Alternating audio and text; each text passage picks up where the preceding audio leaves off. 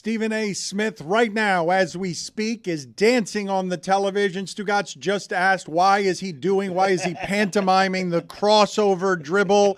And it's because he's doing Stephen's A list. Top 5 NFL teams. The Dolphins were number 1 just a week ago. We celebrated. Last week, we all went crazy. He has put the Chiefs at number 5 now. Wow. I am guessing that the Dolphins have tumbled all the way out of his top 5. No way. All the way off the list? Are you serious?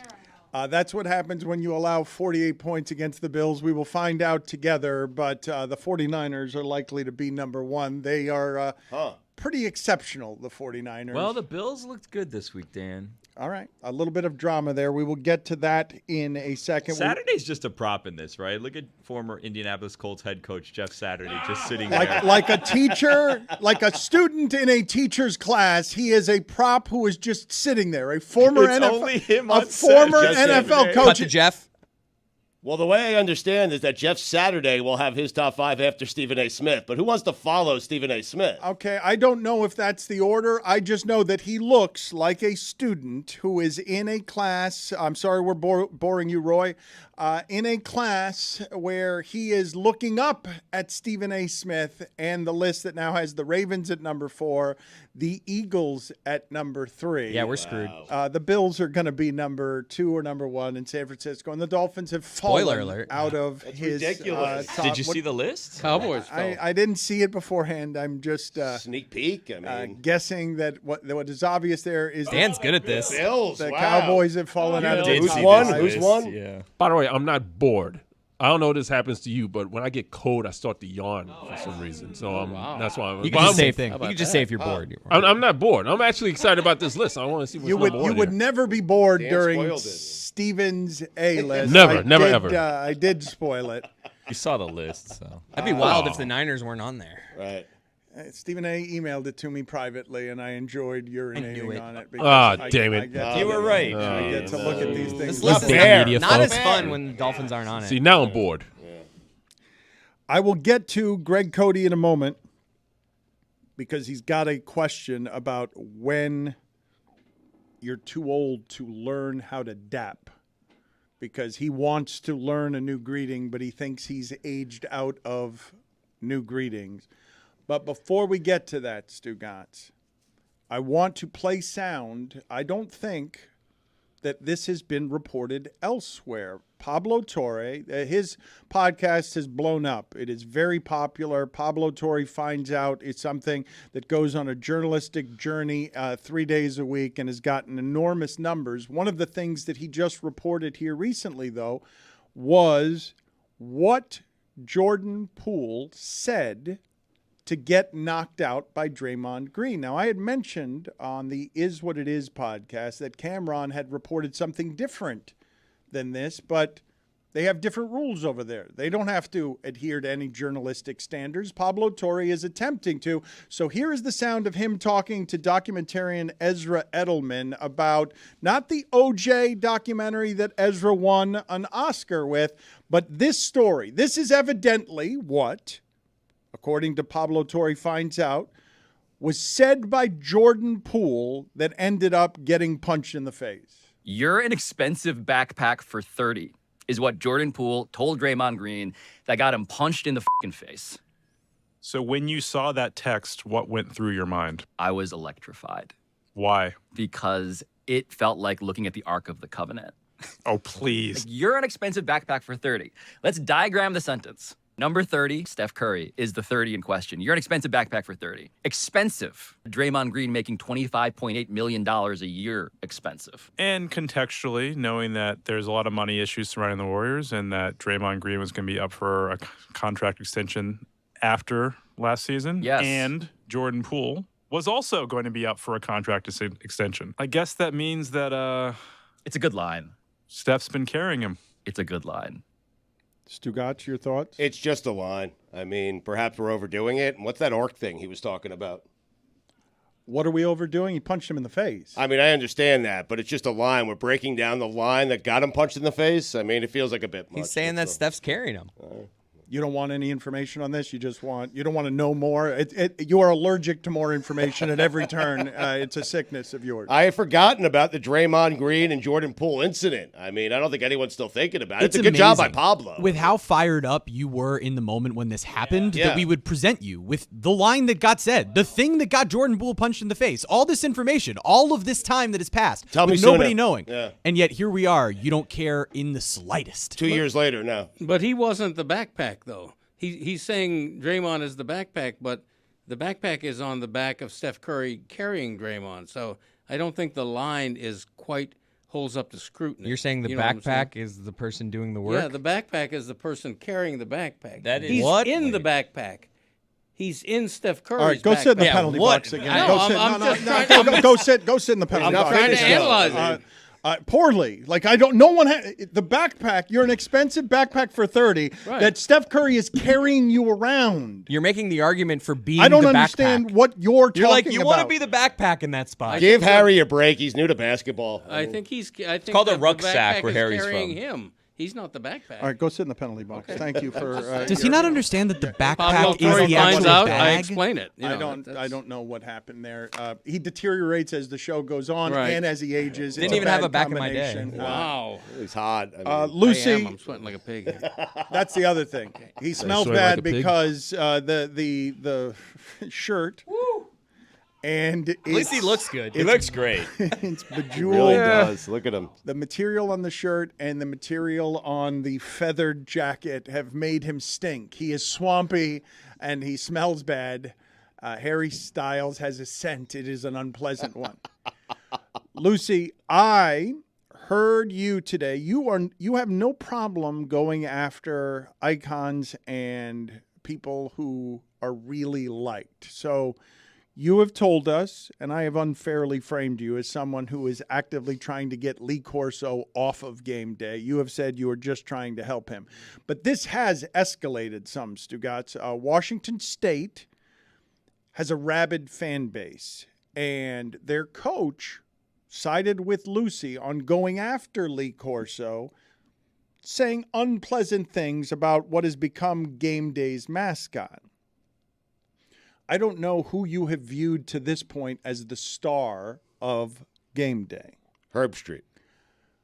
But McAfee is encroaching on that space in a way that's more polarizing than Herb Street. Now, what is the latest with McAfee and Washington State, Lucy? So basically, after Washington State's head coach went after Lee Corso for something that was not heard correctly, it was just a misheard statement. The apologies happened. It felt like everything was fine and moved on. And then this week during the College Game Day episode, when they were showing Old Crimson, which is the Washington State flag that's at every College Game Day episode, it is a tradition. McAfee went off on just how much he hates Washington State and how they shouldn't get any press, and he'll say it all in the video here. ESPN Plus, nobody knows that. Really? 292nd consecutive game who day cares? for Washington State. Who cares? Were you guys showing this flag when they were 1-11 in 2009? We were. How about 2-10 in 2010? You were? Yeah. That's wild. So when they sucked, you guys were showing that every single week on the biggest college football show? Yeah. Wow. Yeah, Handle success, Ryan Leaf. Yeah. Jeez. Act like you've been there. And flying old beef beside it, too. I want a West Virginia flag flying up there every single time. We don't get it. Washington State gets it, and then all of a sudden, Washington State's going. Now Big Beav's up there like, shut up, Washington State. I'm about sick of you. Wasting time on this show. Just wait till you get to the Palouse. They'll win you back over. Who? I doubt it. They come after Coach Corso. I know. Yeah. On the subject of that, after a great. So college football fans are obsessed with tradition. So naturally, they love Old Crimson at College Game Day. And it started this sort of firestorm in the college football, especially the Washington State community, of people being like, McAfee does not understand College Game Day. He doesn't get it. He comes in, he's this big, giant character. That's just not the way the show works. And so fans have just been super upset by this, and I don't blame them. Like, Washington State Old Crimson is like one of the cooler traditions in college football for such a small school to represent. It's this big honor. Like, the top post on Reddit was about how McAfee is just not right for the show. Isn't he just defending his Corso? Like, he's on the show. Yeah, they went but after should he be Corso. doing that? I mean, Well, the guy gave an honest answer about Lee Corso, or had an opinion about Lee Corso. If Herbie would have done that, would we react differently? Like, I don't think it's odd for somebody to just stick up for their guy Corso. It wasn't, I mean, from like how that sounded to me, it was less sticking up for Lee Corso and more Washington State is small and stupid and why are we talking about it's him? ignorant in this particular space, right? When a fan base cares deeply about their one thing and you bluster in a way that sounds uninformed in defense of anybody, I could see where a rabid fan base would be hurt by that. It's not like Washington State is being talked about a whole lot nationally, but the other thing that's being approached here that I want to talk about is the idea that McAfee is an electrical wire that you are dropping on a set that is aged in front of you traditionally on what you expect from it tonally, and it is not Saturday morning aggressive. It is not Saturday morning polarizing. But McAfee is here to be a star. They are paying him, I think, more than anybody on that set. And he's here to shake up things at ESPN and there. He's here to do things like that. You don't want him to be a benign Saturday mornings as they've always been. You want him to be somebody who is instigating change. It's how you're paying him. Why are we so protective over Washington State? Get over yourself. Because of this flag that they have on College Game Day? I mean, that doesn't. I like the flag. I like seeing it every week. But the fact that we can't go after them, I mean, what's going on here? It would be like if I came on here and I told all the listeners I hated them and they were stupid because it's you're going after the fans. Well, that's him. You're going after the fans that watch this show, that make this show. It's about their tradition of college football. And if you think about the people who watch College Game Day, they aren't the frat guys. That is McAfee's audience. It's the old people who want to watch College Game Day in the morning. And McAfee went to West Virginia. He really has no room to be talking smack about anybody. The reality is that College Game Day is quaint. It's about taking you from college town to college town and making you feel that camaraderie. And as college football becomes big business, so does College Game Day. Pat McAfee represents that. And it's a different tone from what we've seen that's made College Game Day one of their most successful products.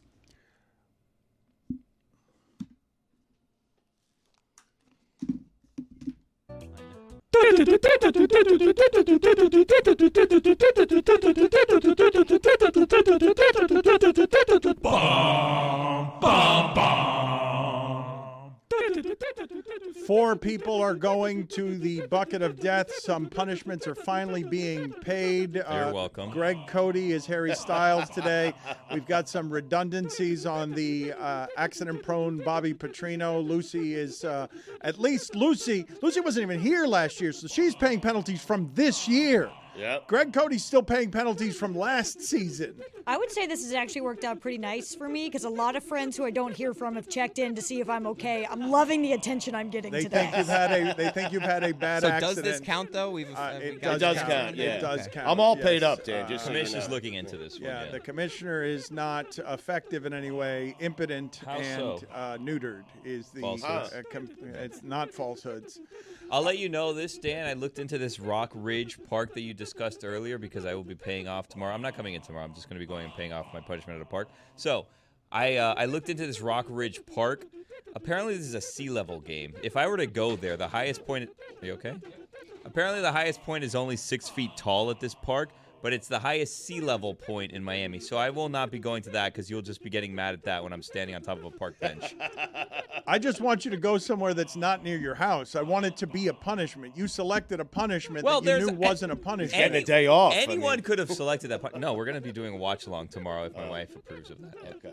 Tomorrow if your night. wife approves. Yeah, pending approval. You want to tell people what that might be if your wife approves? Well, pending approval, tomorrow we're going to be doing a watch along for the Marlins playoff game. It is an elimination game. We don't know which way yet because game 1 is tonight. So it's going to be either an elimination game for the Marlins or for the Phillies tomorrow night that we will be watching. Some of us will be watching it together. It's going to be a fun time had by all. We also sent out the bat signal to Mike Schur yesterday. He may be stopping by. We don't know. He's a very busy man now that the strike's over. There is work to be done in Hollywood now that the strike is over, but there will be a watch party led by Billy Gill tomorrow. Cast of characters. We already have confirmed participants along with me. Tony will be there. Okay, not much of a cast of characters. Confirmed participants, someone else who works with the company. It'll at least be Tony and Billy. Regardless, the Reaper is ready. And how many people are picking from the bucket of death right now? We have 4 people picking today. Stugotz, Lucy, Greg, and Stugotz. And the bucket of death is brought to you by KFC's new hot and spicy wings. Order an 8-piece of new hot and spicy wings for $4.99. That has to be a typo. Right. I cannot get 8 wings for $4.99 at participating KFCs. It's finger licking good. Yeah, me picking twice. Right there. You did have Stugotz. I'll take one of those off your hands, Stugotz. I'll pick Greg. Yeah. Very nice. Greg was the other one. No, I it was picked Billy. twice. It was Billy. You Yeah, forgot. it's Billy. It's fine. Let's go ahead. This segment Multitasking. isn't quite messy enough. Now we have Chris reading He's in Miami now, Dan. sponsorships. The Panthers. Wow. Never putting good. that one back. The Panthers 9-point are dog against the Lions. Ooh, buys start this week. Yeah, there's buys. 4 teams on buys this week. The Browns, Chargers, Seahawks, and Bucks are the teams that you're looking for if you want a freebie. Give me a buy. I got the Bills. That's better. I'll keep them. 5.5-point favorites against the Jaguars. You have no choice. All right, Lucy. You do have to keep them. Lucy's turn now. Let's go ahead and pick from the bucket there. Malcolm Jenkins is going to join us here in a few minutes. Service helmet. Thank you for your service. So you can choose any of the armed services. Oh, cool. I had memories about that. Air Force. Coast Guard. Yeah. All You right. can, we're gonna let her look at the schedule. We'll get back, go in there. Come are on, you gonna, Reaper. or you can put it back. Are you gonna No, keep I'm it? gonna keep All right, she's this. keeping it. She'll decide in a second. Okay. Reaper's gonna go into Stugotz and Greg. Very confidently she is taking it, or are you just backing in general the military and assuming it'll work out for you? If you stick around and listen to Jess and I's college football segment, you will learn that one military school is undefeated. That's right. Yep. Okay, we'll see what the point spread You're is Lucy in on that that, game. Coast Guard. She is Lucy on that. Stugotz is now reaching into Rummaging. the bucket. Rummaging. I love a good rummage. Air Force is on a bye. So. That is my choice. All right. Oh, wow. Nice. USA. Unless the swap helmet gets selected. Rattle them bones. I got a good one. What's that say? Swap. Swap. helmet. Oh, The swap. that was quick. Swapping it. Well, don't All right, do so it. now you pick another helmet to see what Lucy's Okay. gonna get. I'm right, sorry, rummage. Lucy. This Look at her. stinks for you. Bobby Well, Petrino is hurt. She got to enjoy that joy. Not at all. I get to wait to see how the week plays out for Correct. everyone, right? Correct. Okay. Yes, thank Golden you. helmet Thank could you, be drawn. Commish. That's right. Thank you, Someone's Commish. following the rules. Finally. Thank you. Chargers. Okay. They're on a bye. They're on a bye. So you don't even wow. need to swap. Guaranteed Wow. Just swap Golden with Lucy. helmet. It'll be fun. Swap with me. You want Swap the with Bills? Me. You want the Bills? Swap with me. Golden helmet. Take the Bills. He will See how the negotiate week later plays out, this week yes. and see. That's a You good, could also choose it's to a put good that bone. one back Yeah. if you want to punish someone, Stugotz. Why couldn't that happen to me? The rummaging thing is already Stugotz's. Like, it's not funny, your rummaging bit. It's Harry's already Harry's his new bit. at this. He asked. I said okay. I mean, Greg, Seriously. The Browns. Another bye team. Put it back. They're on the bye. you're good. It's a win. It's a win for You you. can put it back, though. Unless why would I put it unless back? Stugotz swaps with you. I'm wearing it. I like it. I'm a brownie. Chris, you mentioned, and this is my life experience on Tuesday. Just generally how I feel getting up clearing in the his throat morning. right in the middle of a it's, sentence? It's no. Hey, Get him a cough button. You want something that does Stugotz, but more Stugotz? So he copycats the rummaging, just does it more. It's not helpful. It is not something that makes my life better. I have to rein it back on Tuesdays. He comes in and does Stugotz at a level 10 Stugotz. It's a winning rummage. How can you complain against He's that? got his helmet on his mic. What a clever, funny thing. It's a winning rummage. Yeah, look at us. Bye weeks. Please Yep. get closer to the microphone. Couple of bye weeks, cutting it up. The other Damn thing right. that happens with their age is they deteriorate during the show and week later in the show as we go. So by Thursday, I'll be a disaster. yes, I it mean, gets to be worse and worse. But Greg, you were asking, and I don't know the context for this, if you're too old to learn a new way of greeting. I don't know how it is that you came upon the need or the want to dap. Why do you want to now start dapping people up? It's not that I want to. It's that I feel like it would expand my, salutation repertoire. There have been occasions when My friend Juju Gotti and I, sometimes when we're seeing each other for the first time, it's a little awkward because he's coming at me with a dap stance, and it devolves into just like an awkward hug, and I don't know what to do. Nowadays you don't do the regular handshake. Everybody's fist bumping. Should the dap be involved? Now, I'm just throwing it out there for conversation. It's something that it would interest me to become, conversant in, so to speak, but not if it's like outrageous that somebody my age would just now be starting to go like that. So expanding your game, looking to get a little bit younger, hipper, perhaps, right? I wouldn't say younger or hipper. I would just say more conversational in the greeting, in the gesture of conversation. How about we just say hello? I was there, though. I've got to reveal this story because this is something that Greg Cody has been wrestling with for the better part of 15 years, because I don't know if you remember the story I'm about to tell, but I witnessed it. It was on Bourbon Street, and Ray Lewis was there wearing a fur, and he went to shake Greg Cody's hand and bring him in for a shoulder, and Greg Cody got spun around so that he was in Ray Lewis's lap. He got spun around because he didn't know how to do it, and he got just turned around like he didn't know that Ray Lewis was bringing him in for a shoulder-to-shoulder, and he ended up all the way backward, and I'm now staring at what looks like Ray Lewis holding an old man in what would be one of those frontal carriages for babies that I don't know what those are called. Whatever, when you hold a baby in the front. The baby Bjorn? Yes, that's what it looked like. Greg Cody in Ray Lewis's, again, wearing a fur in his lap. You remember this, yes? Now that you mention, I'd forgotten it, but now that you mention it, was a beautiful fur. I'm not how do you forget guy, that? But it was beautiful. I feel like I'd never forget remembers that. the fur. I know. We talk about Being that tangled every up in day. Ray Lewis. Yeah, it was a great fur. This is your dad's life. I could wear a fur. How do you remember? But how do you forget that? I've led an active life. How Dan, many different people have you ended up in that position with? I've led a couple full of life. drinks. Me on Bourbon Street, all bets are off to begin with. I mean, I had to be goaded and remembered and reminded of that. Not even my most famous Bourbon Street story involving him. There was a place called The Dungeon that he had to be dragged out on Tom Jordan's back, and later that night... Tom Jordan reference. Later that night, he woke up in his bed with mashed potatoes in his hair. That's not untrue. You remember that? Yeah, I do. Well, I remember the next remember morning. And that was the same trip where Tom Jordan and Dan Le Batard raced a 100-yard dash down. It wasn't down Bourbon Street. It was on like a side street headed to lunch. Who is Tom Jordan? My dad's old neighbor. Won. TJ. There you go. Yeah, TJ. All right. Good I had buddy of Googled mine. him. Irish actor, apparently. Dan likes to travel with Jordans, huh? Hey, you remember that? Who won that race? You or Jordan? You were huffing and puffing, I'll tell you that. Yeah, but I beat him. Did you? He's older than you, right? I don't know about that. Yes. He's no Pete Carroll. I don't know about that. Why would you accuse me of that?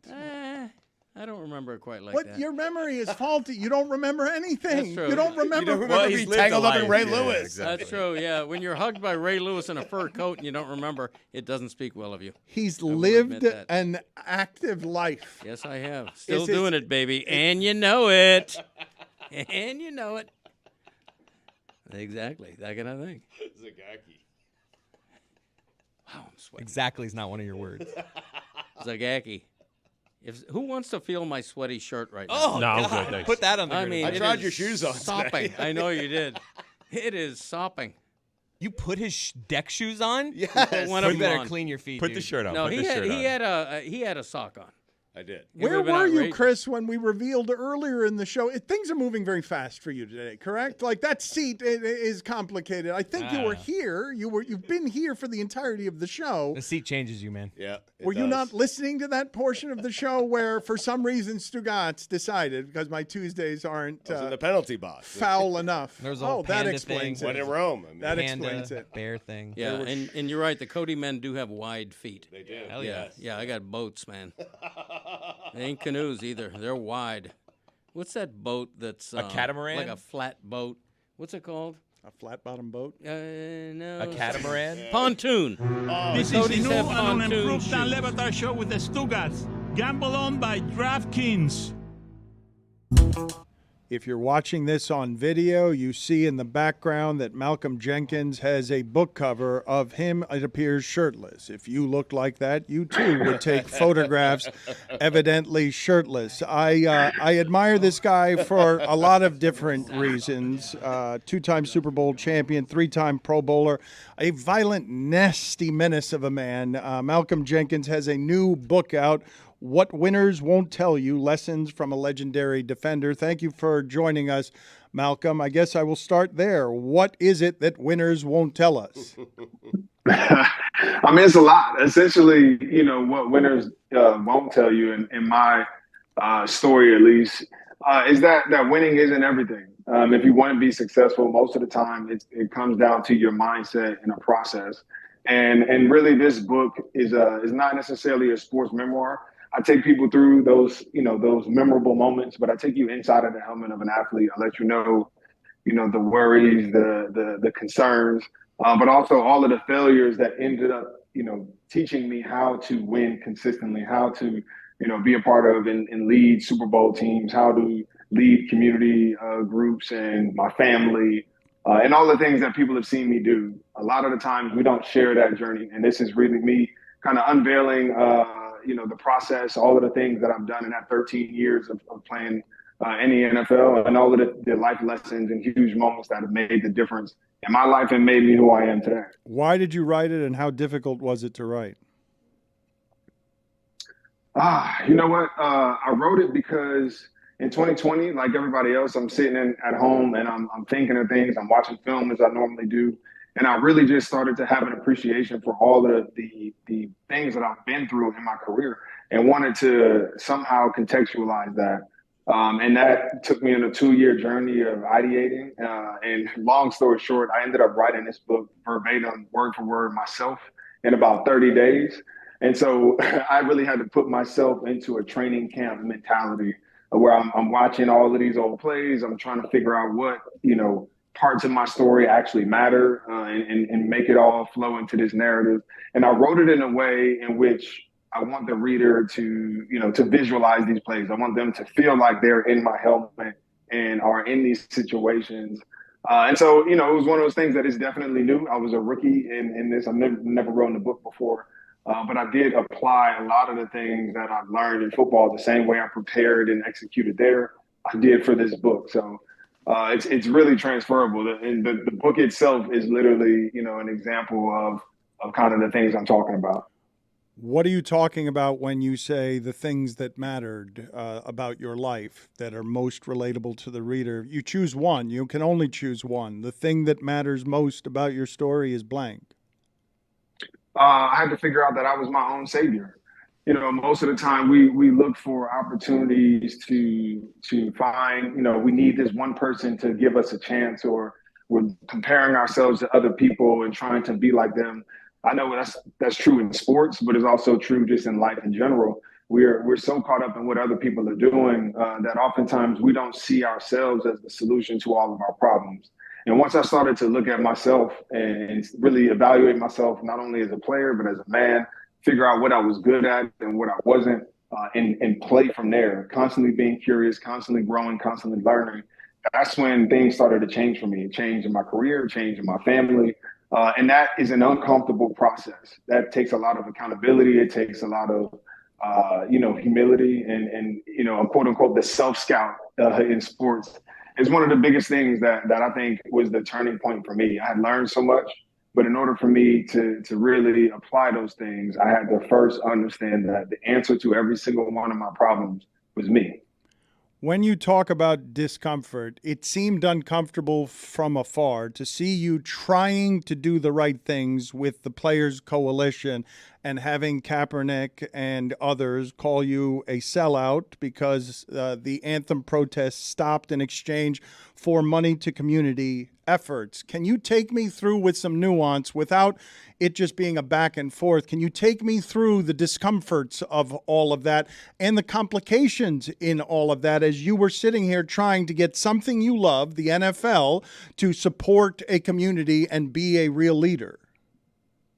Yeah, I talk about poise a lot in this book. And that was really one of those times where poise is the defining factor. you have to really think about one of the things they told us all the time in football is like, keep the main thing the main thing. You'll hear Jalen Hurts say that all the time. And in the midst of all of the chaos, the media, you've got Trump, adding his 2 cents. You've got the tension of racial tension in the country, and everybody's focusing on what these athletes are doing on the field. And me being at the forefront of that and really having to decide what was most important. We stepped into that space, one, with the people in mind, like how to have impact on communities and change laws and policies that govern us. And so I kept that the main thing. And then also you have to keep in mind who the main opponent is. What is the problem? The NFL is not the racial problem. They're not the solution to our racial issues in this country, nor are they the problem.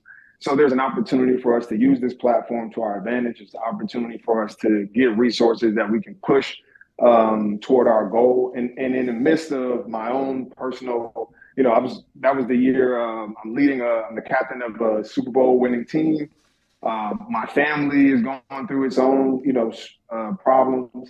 And I'm juggling all of this in real time in front of everybody. So this is really the first time people will get a look at like exactly what I was going through, my mentality. But it definitely was a difficult time to juggle all of those things. And it also led me to really focusing on my mental health coming out of that, because that was definitely, one of those things that took a toll on me as a leader, as just a man. And so it's one of the most difficult things in this book, I think, for me to process. But it's definitely a new take on that time. Who or what is the problem, Malcolm? What in what? What do you mean? Well, you said the NFL is not the problem. And what is the problem? We as a society are the problem. We have our social constructs have been around and have been corrupted from the origin, and we've yet to truly about face from those things. We've changed the narratives. We've changed the way that we communicate. We've definitely made progress, but we've never gone back and actually corrected the problem. So we wonder why we continue to see cycles of, racial division and racial tension. Is because when you look at statistics like home ownership, that hasn't changed for Black Americans since the 60s. The racial wealth gap is still getting larger as time goes on. It's not getting to a place of equity. And whenever there's economic downturn like we just came out of and things like that, we see those disparities show their heads, constantly. So I think but the problem is that we can't imagine another way of doing things. And so we just continue to kick the can down the road. We'll play the political game and then things get erased just with a new candidate or a new president or whatever comes in. And so we just do this cycle because it's hard for us all to take ownership in the way that we govern ourselves. It's hard for us to imagine a new way of doing things. And I think that is truly the problem. And so the answer to that is, well, we can continue to change, this marginal change, but we have to be self-reliant. There has to be some action items taken, some self-determination to do things collectively on your own, and because we can't wait for the government or any particular leader to come save us. Can you walk us through, because you are poised and you talk about poise in the book, you scuffled with Eric Reed, Kaepernick's partner in kneeling, during the coin toss in 2018. There's a lot of stuff boiling to get to that point. What happened there, and how did you feel about it afterward? A scuffle is probably, that's probably overboard. It was definitely a conversation. But, to me, that moment, it was embarrassing. I talk about poise all the time, and that was one of the times that I felt like I had broken character. And I allowed the thing that I was trying the most to guard against. The thing I wanted most was the media. I did not want to give the media that moment where they could pin two Black men who were fighting for change in their communities against each other. We've seen that play way too many times over the course of history. And I fell into that same trap. And afterwards, the only thing that could play in my head is that line from Jay-Z when he says, wise men told me don't argue with fools because people from a distance can't tell who is who. And exactly, that was what happened the next day. The front page has a picture of he and I face to face. And that's it, right? No context, no narrative, no buildup, just that. And nobody can tell the difference of who's wrong, who's right, or what this is even about. And so, that's part of the challenge of, being in leadership in a highly visible position, is that you don't always make the right choices. You don't always make, the winning choice, but it's part of, the story and the narrative. You're indisputably, though, a great leader. So when you come home from that, I don't know how the game went, I don't remember, but who's soothing you, and where is your shame finding solace? How forgiving are you of yourself because you want to avoid giving anyone the ammunition there? Oh, I'm my biggest critic. I've always been that way, whether it's, what I'm doing in the community, what I say in the media, or what I did on the field. I was one of those guys that I watched the game, I played the game, and then I'd get home and immediately watch it as fast as I could. I wanted to digest those things. And I did the same thing, in this instance, and it was embarrassing. So that shame, I've had to learn to control the things I can control, and really forgive myself. That way I can forgive others. But that took me some work for sure. When I get home, I listen to the Grateful Dead to unwind. I am told, are you a Deadhead, Malcolm? I am not a Deadhead, but I've won practice. I was with the Eagles, and they play music throughout the practices, and most of the time it's pretty much exclusively rap music. But I'm one, I love all genres of music, and I was the OG on the team. So one day I told one of the interns to just put on Grateful Dead for the whole practice, just to see the reactions of my teammates. They didn't necessarily appreciate it the most, but it was a lot of those coaches that came out as Deadheads. I'm like, okay, they were into it, right? Yeah, they were into it for sure. Little Bertha, right? Well, but you're not a Deadhead. You were trying to bother. You were trying to bother your teammates. You were actively hostile with your music. I just like to change things up, man. Keep people on their feet, Did a single teammate like the music? Not a single one. Just the coaches, just the old men. All right, play some fill in the blank for us here. The toughest teammate I ever had was blank. The toughest teammate I ever had was Darren Sproles. The teammate that I was, even though I don't like to admit it, just a little bit afraid of was blank. Anthony Hargrove. You didn't stop. That was fast. You did not. You You've been thinking about that one for a while. Huh? You had that one. And do you have a particular story there that you can help us understand why? There was a time we all had a rule with we called him Jawbone first off. That was his nickname. And we knew that you could play around with him, you can joke, but don't call him dumb. If you call him dumb, it was a dangerous situation. And I think one time him and Jonathan Vilma got in a fight or argument because he didn't hear the drop call that JV was giving him. And I think JV might have messed up and called him dumb. And it took about 4 or 5 D linemen to break that one up. So, yeah, we learned our lesson there. The hit I still think about is blank. I know most people are probably thinking about me hitting Cooks, but I still think about my second game in college, running down on kickoff, Ohio State against University of Texas. And I'm thinking I'm about to make my first tackle on primetime TV, and I get absolutely demolished by a linebacker coming from the other side of the field. And he's standing over me celebrating, and I could only think to myself, take your time, because I'm not even ready to get up. I'm coughing up blood on the sideline. It's by far the worst hit I've taken in my life. It made me call my mom the next day, and she asked me if I was sure that I wanted to continue playing football. And I had to really contemplate the answer. But obviously, I continued. The best leader I have ever met in football is blank.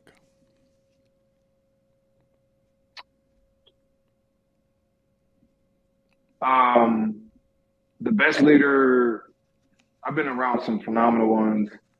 If I had a top 3 list, only one, it would be I know. I'm gonna get to number one. Right. 3 would be just Mario one. Davis. Right. I don't know Batman? why Batman is here. I don't know why that is. I think Jonathan Vilma is probably my favorite leader. Just because I'm a defensive guy, I think it's harder to lead a defense. But he was a man amongst men. Like I saw him garner the respect of not only just the players but the coaches. You know, the way that they moved around him was different, and it was somebody I modeled myself after when I looked at like leaders who I drew inspiration from. Jonathan Vilma was probably my number one. The guy that I'm most awed by playing today is blank. Man, it's every year there's some new like player that just blows the league up. I'm still awed by. Goodness, that's hard to pick one.